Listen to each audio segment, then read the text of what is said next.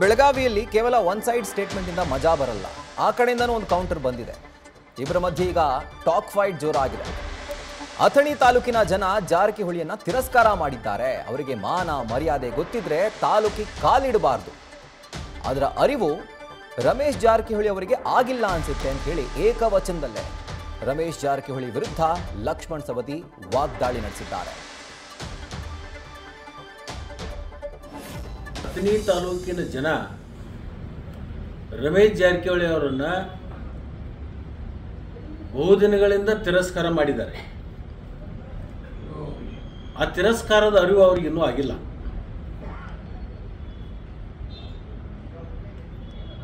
ಅವ್ರಿಗೆ ಏನಾದರೂ ಮಾನ ಮರ್ಯಾದೆ ಗೌರವ ಅನ್ನುವಂಥದ್ದು ಗೊತ್ತಿದ್ರೆ ನಿಜವಾಗ್ಲೂ ನಮ್ಮ ತಾಲೂಕದೊಳಗೆ ಕಾಲು ಹಾಕಬಾರ್ದು.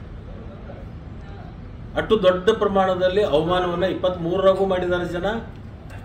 ಮೊನ್ನೆ ನಮ್ಮ ಜಿಲ್ಲಾ ಮಧ್ಯವರ್ತಿ ಬ್ಯಾಂಕಿನ ಚುನಾವಣೆಯಲ್ಲಿಯೂ ಕೂಡ ಮಾಡಿದ್ದಾರೆ. ಯಾರು ಜಾಣರಿರ್ತಾರೆ, ಯಾರು ಬುದ್ಧಿಜೀವಿಗಳಿರ್ತಾರೋ ಅಂಥವ್ರಿಗೂ ಎಲ್ಲ ಸೂಕ್ಷ್ಮತೆಗಳ ಅರ್ಥ ಆಗುತ್ತೆ.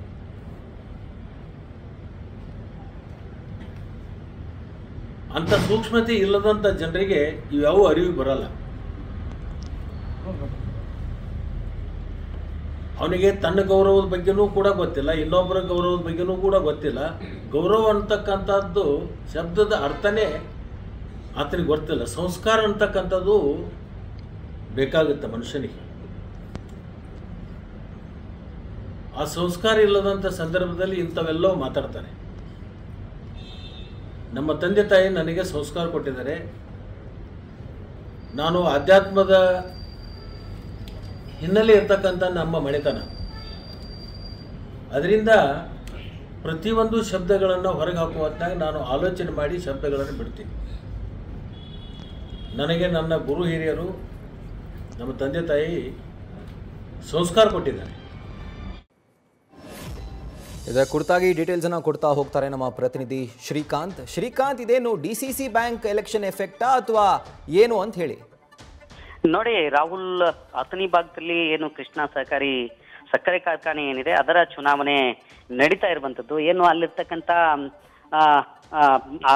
ಮಹೇಶ್ ಕುಮಟಳ್ಳಿ ಏನಿದ್ದಾರೆ, ಮಹೇಶ್ ಕುಮಟಳ್ಳಿ ಪರವಾಗಿ ಏನಂತಂದ್ರೆ ಅವರ ಪ್ಯಾನಲ್ ಪರವಾಗಿ ಏನಂತಂದ್ರೆ ರಮೇಶ್ ಜಾರಕಿಹೊಳಿ ಇವತ್ತು ಅಥಣಿ ಪಟ್ಟಣಕ್ಕೆ ಆಗಮಿಸಿದ್ರು. ಅಂತ ಸಂದರ್ಭದಲ್ಲಿ ಅವರು ಏನಂತಂದ್ರೆ ಲಕ್ಷ್ಮಣ್ ಸವದಿ ವಿರುದ್ಧ ಹರಿಹಾಯ್ದಿರುವಂತದ್ದು. ಅದರಲ್ಲೂ ಪ್ರಮುಖವಾಗಿ ಪೀಡೆ ತೊಲಗಿ ಹೋಯಿತು, ಯಾಕಂತಂದ್ರೆ ಬಿಜೆಪಿಯಲ್ಲಿತ್ತು, ಬಿಜೆಪಿಯಿಂದ ಹೋಯಿತು ಅನ್ನೋ ಮಾತನ್ನ ಹೇಳಿರುವಂತದ್ದು. ಇದ್ರ ಜೊತೆಗೆ ಬಹಳಷ್ಟು ವಿಚಾರಗಳ ಬಗ್ಗೆ ಲಕ್ಷ್ಮಣ್ ಸವದಿ ವಿರುದ್ಧ ಸರಣಿಯಾಗಿ ಏನಂತಂದ್ರೆ ವಾಕ್ ಸಮರವನ್ನ ರಮೇಶ್ ಜಾರಕಿಹೊಳಿ ನಡೆಸಿರುವಂತದ್ದು. ಇದಕ್ಕೆ ಪ್ರತಿಕ್ರಿಯೆ ನೀಡಿರುವಂತ ಏನು ಸೌದಿ ಏನಿದ್ದಾರೆ, ಸೌದಿ ಏನಂತಂದ್ರೆ ಬಹಳಷ್ಟು ವಿಚಾರಕ್ಕೆ ಸಂಬಂಧಪಟ್ಟಂತೆ ಅವರ ಆರೋಪಗಳಿಗೆ ಜೊತೆಗೆ ಅವರ ಟೀಕೆಗಳಿಗೆ ಪ್ರತ್ಯುತ್ತರವನ್ನ ನೀಡುವಂತ ಕೆಲಸವನ್ನು ಸಹ ಲಕ್ಷ್ಮಣ್ ಸವದಿ ಮಾಡಿರುವಂತದ್ದು. ಅದರಲ್ಲೂ ಪ್ರಮುಖವಾಗಿ ಏನಂತಂದ್ರೆ ಇತ್ತೀಚೆಗೆ DCC ಬ್ಯಾಂಕ್ ಚುನಾವಣೆ ಇತ್ತು.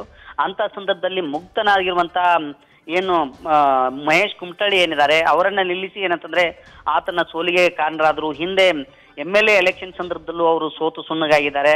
ಇದ್ರ ಜೊತೆಗೆ ಏನಂತಂದ್ರೆ ಮುಂಬರ್ತಕ್ಕಂಥ ದಿನಗಳಲ್ಲೂ ಸಹ ಏನಂತಂದ್ರೆ ಅವರು ಸೋತು ಹೋಗ್ತಾರೆ ಅನ್ನೋ ಮಾತನ್ನ ಹೇಳೋದರ ಜೊತೆಗೆ ಇವರು ಸಂಪೂರ್ಣವಾಗಿ ತಿರಸ್ಕಾರ ಆದಂತವರು.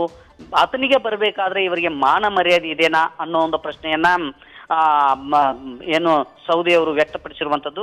ಇದ್ರ ಜೊತೆಗೆ ಬಹಳಷ್ಟು ವಿಚಾರಗಳ ಬಗ್ಗೆ ಸಂಸ್ಕಾರ ಅನ್ನೋದಿಲ್ಲ ಅನ್ನೋ ನಿಟ್ಟಿನಲ್ಲೂ, ಅದರಲ್ಲೂ ಪ್ರಮುಖವಾಗಿ ಏನಂತಂದ್ರೆ ಈ ಏನು ರಮೇಶ್ ಜಾರಕಿಹೊಳಿ ಏನಿದ್ದಾರೆ ಅವ್ರಿಗೆ ಏನಂತಂದ್ರೆ ಮಾನ ಮರ್ಯಾದೆ ಇಲ್ಲ ಅನ್ನೋ ಒಂದು ವಿಚಾರವನ್ನ ಪ್ರಸ್ತಾಪ ಮಾಡುವ ಮೂಲಕ ತಿರುಗೇಟನ್ನ ನೀಡುವಂತ ಕೆಲಸವನ್ನ ಮಾಡಿದ್ದಾರೆ. ಒಟ್ಟಾರೆ ಏನಂತಂದ್ರೆ ಇಬ್ಬರು ನಾಯಕರ ನಡುವೆ ಈಗ ಬಹಳಷ್ಟು ವಾಕ್ ಸಮರ ನಡೆದಿರುವಂತದ್ದು.